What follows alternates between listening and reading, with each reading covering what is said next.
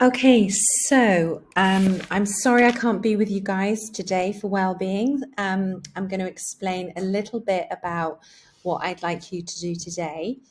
And you'll see on the screen some images of icebergs. And I want you to take a really good look at them. You'll notice that what you see above the water is a very small percentage of what the iceberg really is. So what's beneath the waters is often far greater than what's above the water. Why am I showing you this?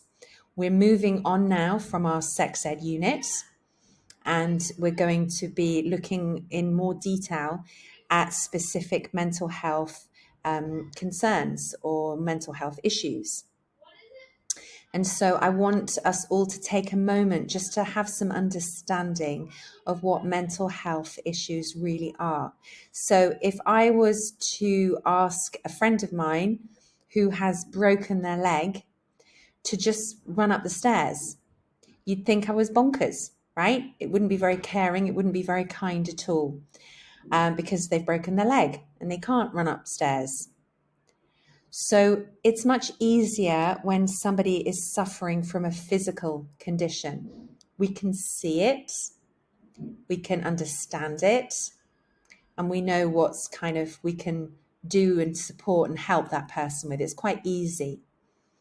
However, when we're looking at mental health issues, it's not always easy to see what a person is going through. It's not always easy to understand what really is going on in that person's life. And so as you sit here in class today with people that you may feel that you know well or very well, but really we only know a very small part of that person. Even if it's a close friend, there's still a lot more that we don't know about that person. We can't see into somebody's mind. We can just see about the way that they behave and act and respond. And understanding a little bit more of how someone really is feeling is really quite helpful. So I want you to take a look at that, and then looking at this image. So if we're going to explore a mental health issue like depression, for example, I want you to remember this word. It's called languishing, right? So this word languishing is perhaps when somebody just feels a bit like, meh, can't be bothered to do this, haven't got the energy to do this, there's apathy, nothing really makes them very joyful, can't be bothered, they don't kind of want to go out with their friends anymore, and they just want to kind of veg out on the sofa the entire time. So if that resonates to you, or if you know somebody who's a little bit in that space, that's a sign that there is something there that needs some support. We need to help that person to shift out of that meh languishing phase and help them move towards a sense of flourishing and good mental health. Okay. Not always easy to do, but I'd like us all to really explore a little bit about the things that we can do to help somebody when they get in that languishing state.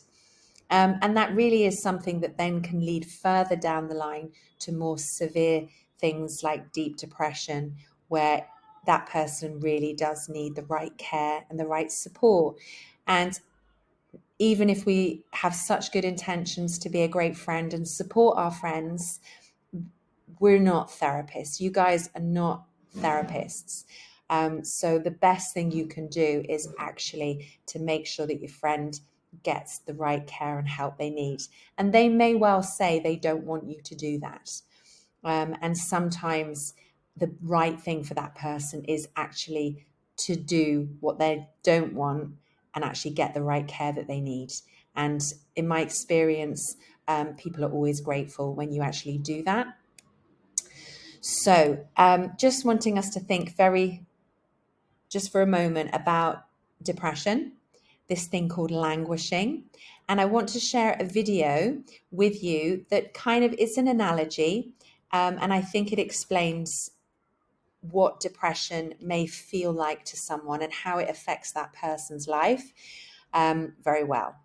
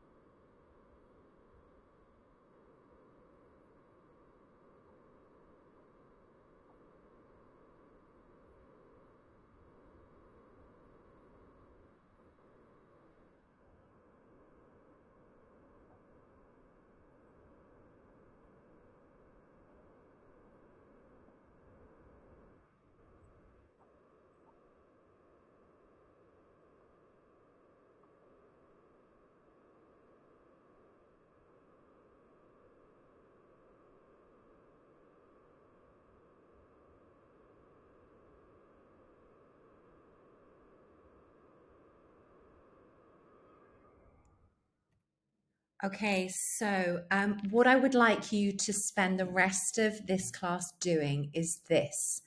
I want you to research a mental health topic that interests you. So that was just a very brief introduction to depression. If that one interests you, then you can do some more research into that. But I want you to think of a mental health issue that for you interests you.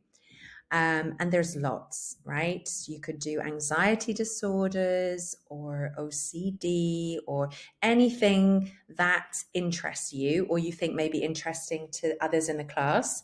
I want you to spend the first part of the class collecting that information, researching, and then preparing a meaningful, insightful slide presentation. This is your one kind of big presentation project for well-being, so it needs to be done very well. And the presentation has to include the following. I want information in detail, no copy pasting where you're just kind of reading off of what you've copied. I want you to really understand what you're talking about.